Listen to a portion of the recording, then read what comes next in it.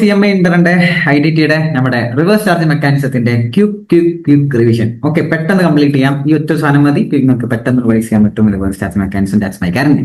Reverse charge മെക്കാനിസത്തിൽ ഏറ്റവും important ആയ provision section 9 subsection 3 ആണ്. അതായത് services where taxes payable by recipient. Reverse ചാർജിന്റെ മെക്കാനിസം അറിയാലോ, അതായത് recipient is liable to pay tax. Recipient ആണ് അവിടെ ടാക്സ് പേ ചെയ്യേണ്ടത്, സപ്ലയർ അല്ല. റിസീപ്പിയന്റിന്റെയാണ് ബർഡനും വരിക, റിസീപ്പിയന്റിന്റെയാണ് പേയും ചെയ്യേണ്ടത്. എല്ലാ കാറ്റഗറി ഓഫ് സർവീസിൽ ഇത് വരില്ല, ചില കാറ്റഗറി ഓഫ് സർവീസിൽ മാത്രമേ ഇത് അപ്ലിക്കബിൾ ആയിട്ടുള്ളൂ. അതിലൊന്ന് ഗുഡ്സ് ആൻഡ് ട്രാൻസ്പോർട്ട് ഏജൻസി, അതായത് goods transport agency GTA services, supplier GTA-യും റിസീപ്പന്റ് 7 കാറ്റഗറി ഓഫ് പേഴ്സൺസ് ആണ് പറയുന്നത്. ആ 7 കാറ്റഗറി ഓഫ് പേഴ്സൺസ് ആണ് റിസീപ്പന്റ് എന്നുണ്ടെങ്കിൽ ആ കേസിൽ ആ 7 കാറ്റഗറി പേഴ്സൺസ് ആയിട്ടുള്ള റിസീപ്പന്റ് ആണ് ടാക്സ് പേ ചെയ്യേണ്ടത്. ഏതൊക്കെയാണ് 7 category person? 1 factory, 2 society, 3 cooperative society. Next any person registered under GST register ചെയ്തിട്ടുള്ള എനി പേഴ്സൺ എന്ന് പറയുന്ന ആരും, അതായത് GST രജിസ്ട്രേഷൻ ഉള്ള ആരും, any person. Then body corporate or firm including LLP, casual taxable person. ഇത്രയും ആൾക്കാരാണ് എന്ത് ചെയ്യേണ്ടത്? GTA സർവീസ് വല്ലതും അവൈൽ ചെയ്യുകയാണെങ്കിൽ, പർച്ചേസ് ചെയ്യുകയാണെങ്കിൽ GTA ടാക്സ് കൊടുക്കേണ്ട ആവശ്യമില്ല. ടാക്സ് ഇവർ തന്നെ, ഈ 7 കാറ്റഗറി പേഴ്സൺ തന്നെ ടാക്സ് ഡയറക്റ്റ്ലി ഗവൺമെന്റിലോട്ട് അടച്ചിട്ടുണ്ടായിരിക്കണം. അപ്പൊ GTA സർവീസസ് ആണ് RCMലെ ഒരു കാര്യം. ഇതിൽ അഡീഷണലി പറയാനുള്ള 2-3 കാര്യങ്ങൾ എന്താണെന്ന് വെച്ച് കഴിഞ്ഞാൽ, ഒന്ന്, ഈ 7 കാറ്റഗറി പേഴ്സൺ അല്ലാത്ത വേറെ ആർക്കെങ്കിലുമാണ് GTA സർവീസ് പ്രൊവൈഡ് ചെയ്യുന്നുണ്ടെങ്കിൽ, അതർ ദാൻ 7 കാറ്റഗറി പേഴ്സൺ ആണെങ്കിൽ, അതർ ദാൻ 7 കാറ്റഗറി പിന്നെ ആരേ വരുന്നുള്ളൂ? ഇൻഡിവിജ്വൽ എൻഡ് കൺസ്യൂമർ, നമ്മളെപ്പോലത്തെ എൻഡ് കൺസ്യൂമർ ആണ് പിന്നെ ഉണ്ടാവുക. ആ കേസിൽ this service is an exempt service, completely exempt ആണെന്ന് പറയുന്നു. അത് GSTable അല്ല, ടാക്സബിൾ അല്ല. ഇനി അതല്ല 7 റിസീപ്പന്റ് ആണെന്നുണ്ടെങ്കിൽ അവിടെ GTA-ക്ക് 2 ഓപ്ഷൻ ഉണ്ട്. ഒന്നുകിൽ GTA-ക്ക് FCM മെത്തേഡ് ഓപ്റ്റ് ചെയ്യാം, അല്ലെങ്കിൽ RCM തന്നെ പോവാം. GTA-ന്റെ ഓപ്ഷൻ ആണ്, GTA-ക്ക് വേണമെങ്കിൽ FCM ചൂസ് ചെയ്യാം. GTA FCM ആണ് ചൂസ് ചെയ്യുന്നുണ്ടെങ്കിൽ GTA-യുടെ GST റേറ്റ് അപ്ലിക്കബിൾ, അതായത് GST റേറ്റ് കളക്ട് ചെയ്യേണ്ടത്, കസ്റ്റമറെ കയ്യിൽ നിന്ന് GST റേറ്റ് കളക്ട് ചെയ്യേണ്ടത് ഒന്നുകിൽ 5% അല്ലെങ്കിൽ 18%. 5% ആണെങ്കിൽ GTA-ക്ക് ഇൻപുട്ട് ടാക്സ് റേറ്റ് ഒന്നും ക്ലെയിം ചെയ്യാൻ പറ്റൂല. 18% ആണെങ്കിൽ ഇൻപുട്ട് ടാക്സ് എല്ലാതും ക്ലെയിം ചെയ്യാം. ഓക്കെ, ഇത് ലേറ്റസ്റ്റ് അമെന്റ്മെന്റിൽ 12 ആയിരുന്നു, ഇപ്പാണ് 18 ആക്കിയത്. 12 പോയപ്പോൾ 18 ആക്കി. ഓക്കെ, ഇനി RCM ആണെങ്കിൽ സിംഗിൾ റേറ്റ് ആണ്, ഒറ്റ റേറ്റ് തന്നെ. ഏതാണ് ആ റേറ്റ്? അതായത് 5% RCMലെ റേറ്റ്. ഇനി ഇതിലൊരു അഡീഷണൽ പ്രൊവിഷൻ പറയാനുള്ളത്, ഈ RCMന്റെ പ്രൊവിഷൻ ഷാൾ നോട്ട് അപ്ലൈ, തീരെ അപ്ലിക്കബിൾ അല്ല. GTA-ന്റെ കേസിലെ RCMന്റെ പ്രൊവിഷൻ തീരെ അപ്ലിക്കബിൾ അല്ല. ഈ ആ റിസീപ്പന്റ് ആരാണെങ്കിൽ ഒരു ഗവൺമെന്റ് ഡിപ്പാർട്ട്മെന്റ്, ഒരു എസ്റ്റാബ്ലിഷ്മെന്റോ, ലോക്കൽ അതോറിറ്റീസോ, ഗവൺമെന്റൽ ഏജൻസീസോ ആണെങ്കിൽ this provision is not at all applicable. അത് മാത്രമല്ല, ഈ പറഞ്ഞ ABC കൂട്ടക്കാര് അവർ GST രജിസ്ട്രേഷൻ എടുത്തിട്ടുള്ളത് എന്തിനു വേണ്ടിയിട്ടാണ്? For the purpose of deducting tax under section 51. Section 51 അനുസരിച്ച് TDS ഡിഡക്ട് ചെയ്യാനുള്ള പർപ്പസോട് കൂടിയിട്ടാണ് ഇവർ എന്ത് ചെയ്തത്? ഇത് എടുത്തത്, അതായത് GST രജിസ്ട്രേഷൻ എടുത്തിട്ടുള്ളത്. ആ ഒരു കാരണത്താൽ ഇവർക്ക് എന്ത് അപ്ലിക്കബിൾ അല്ല? RCM അപ്ലിക്കബിൾ അല്ല. ഇൻ കേസ് ഓഫ് ഇഫ് ഇവർ GTA-യുടെ സർവീസ് വല്ലതും അവൈൽ ചെയ്യാന്നുണ്ടെങ്കിൽ.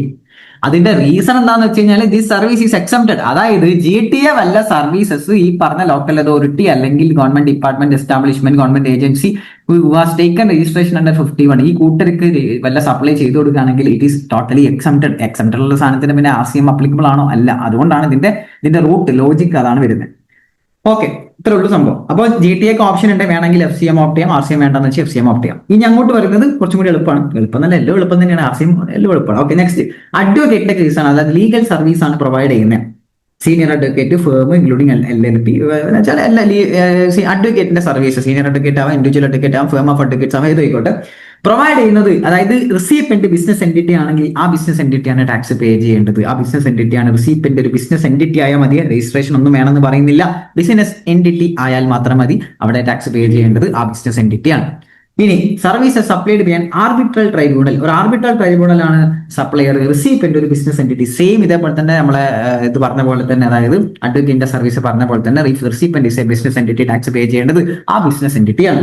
ഇനി അടുത്തത് സ്പോൺസർഷിപ്പ് സർവീസ് പ്രൊവൈഡ് ചെയ്യുന്ന കേസ്. സ്പോൺസർഷിപ്പ് സർവീസ് പ്രൊവൈഡ് ചെയ്യുന്നത് any person other than a body കോർപ്പറേറ്റും, റിസീപ്പന്റ് ബോഡി കോർപ്പറേറ്റോ ഫേമോ ആണെങ്കിലാണ് എന്ത് ചെയ്യുക? ഈ കോമ്പിനേഷൻ കറക്റ്റ് ആവണം, എന്നാലേ RCM വരുള്ളൂ, അല്ലെങ്കിൽ RCM അപ്ലിക്കബിൾ അല്ല.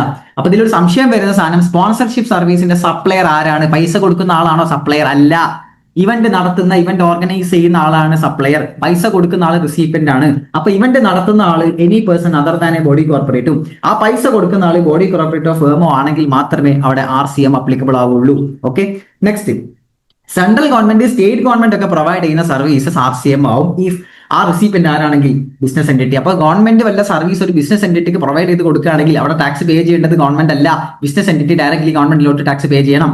ഇനി ചില സർവീസസ് ഓൾവേസ് FCM ആണ്, ഇത് ഓൾവേസ് FCM ആണ്, ഓൾവേസ് FCM ആണ്. അത് ഏതൊക്കെയാ? ഗവൺമെന്റ് സർവീസ് ആണ് ബട്ട് സ്റ്റിൽ ഓൾവേസ് FCM ആണ്. അതായത് department of post, ministry of railways, service in relation to aircraft vessel or എന്താ പറയുക അങ്ങനത്തത്. Next transportation of goods or passenger, അല്ലെങ്കിൽ റെന്റിംഗ് ഓഫ് മൂൾ പ്രോപ്പർട്ടി. ഇത് ഓൾവേസ്, ഈ റെന്റിംഗ് ഓഫ് മൂൾ പ്രോപ്പർട്ടി മാത്രം നമുക്ക് ഇത് കട്ട് ചെയ്യാം, ബാക്കി 3 ഓൾവേസ് FCM ആണെന്ന് പറയാം. ഈ റെന്റിംഗ് ഓഫ് മൂൾ പ്രോപ്പർട്ടിനെ നേരെ എടുത്തിട്ട് ഇങ്ങോട്ട് കൊണ്ടുവന്നിട്ടുണ്ട്. അതായത് റെന്റിംഗ് ഓഫ് മൂൾ പ്രോപ്പർട്ടി ഒരു ഗവൺമെന്റിന്റെ വല്ല സാധനങ്ങൾ മൂൾ പ്രോപ്പർട്ടി റെന്റിന് കൊടുക്കാന്നുണ്ടെങ്കിൽ it will be taxable under RCM only if ആ റിസീപ്റ്റന്റ് ആരാണെങ്കിൽ person registered under GST registration ഉള്ള പേഴ്സൺ ആണെങ്കിൽ മാത്രമാണ് അത് അപ്ലിക്കബിൾ. ബട്ട് ഇതിലും എക്സ്ക്ലൂഡ് ചെയ്തിട്ടുണ്ട്. ഈ provision is not applicable for ministry of railways ഈ പ്രൊവിഷൻ അപ്ലിക്കബിൾ അല്ല. അതായത് മിനിസ്ട്രി ഓഫ് റെയിൽവേസിന്റെ കേസിൽ FCM ആണ് always applicable. Renting of immovable പ്രോപ്പർട്ടിന്റെ കേസിൽ FCM ആണ് അപ്ലിക്കബിൾ ആവുക in case of ministry of railways. ഒരു തവണ ക്വസ്റ്റ്യനിൽ വന്നിട്ടുണ്ടായിരുന്നു. അപ്പൊ ഗവൺമെന്റ് ഒരു ഇമ്മോൾ പ്രോപ്പർട്ടി ഒരു വാടക കൊടുക്കുകയാണെങ്കിൽ അത് ആ വാടക എടുത്ത ആള് രജിസ്റ്റേർഡ് പേഴ്സൺ ആണെങ്കിൽ മാത്രമേ എന്ത് വരുള്ളൂ? RCM അപ്ലിക്കബിൾ ആവുള്ളൂ. Okay, next. ഒരു റെസിഡൻഷ്യൽ ഡ്വെല്ലിങ്ങിന് വേണ്ടി വല്ല സാധനങ്ങൾ വാടക കൊടുക്കുകയാണെങ്കിൽ renting of a residential dwelling, residential പർപ്പസിന് വേണ്ടിയിട്ടൊക്കെ റെസിഡൻഷ്യൽ ഡ്വെല്ലിംഗ് വീട് വാടക കൊടുക്കുകയാണെന്നുണ്ടെങ്കിൽ കൊടുക്കുന്ന ആൾ ആരായിക്കോട്ടെ, any person, but recipient registered person ആണെങ്കിൽ മാത്രമാണ് RCM അപ്ലിക്കബിൾ, അല്ലെങ്കിൽ RCM അപ്ലിക്കബിൾ അല്ല. അപ്പൊ റിസീപ്റ്റന്റ് രജിസ്റ്റേർഡ് പേഴ്സൺ ആയിരിക്കണം. നെക്സ്റ്റ്, ഈ കൊമേഴ്ഷ്യൽ പ്രോപ്പർട്ടി വാടക കൊടുക്കൂലേ, നമ്മളെ ഗോഡൌൺ, വെയർഹൗസ്, ഷോപ്പിനൊക്കെ വേണ്ടിയിട്ടുള്ള വാടക കൊടുക്കുന്ന കേസ് ആണെങ്കിൽ അവിടെ RCM ഈസ് അപ്ലിക്കബിൾ. എപ്പോഴെന്ന് ചോദിച്ചു കഴിഞ്ഞാൽ സപ്ലൈ ചെയ്യുന്ന ആൾ, അതായത് വാടക കൊടുത്ത ആൾ, അതായത് ബിൽഡിംഗിന്റെ ഓണർ അൺരജിസ്റ്റേർഡ് പേഴ്സണും റിസീപ്റ്റന്റ് രജിസ്റ്റേർഡ് പേഴ്സണും ആണെങ്കിൽ registered person other than a person was opted to pay tax under composition scheme. ആ രജിസ്റ്റേർഡ് പേഴ്സണിൽ കോമ്പോഷൻ സ്കീം അല്ലാത്ത രജിസ്റ്റേർഡ് പേഴ്സൺ ആണെങ്കിൽ RCM അപ്ലിക്കബിൾ ആണ്. അപ്പൊ ഞാൻ കോമ്പോഷൻ സ്കീമിലുള്ള ആളാണ്, എന്റെ ബിൽഡിംഗ് ഓണർക്ക് എന്തില്ല, GST രജിസ്ട്രേഷൻ ഇല്ല, ഞാൻ വാടക കൊടുക്കുമ്പോൾ ഞാൻ എന്റെ കൂട്ടത്തിൽ RCM ഞാൻ പേ ചെയ്യേണ്ട ആവശ്യമുണ്ടോ? ഇല്ല.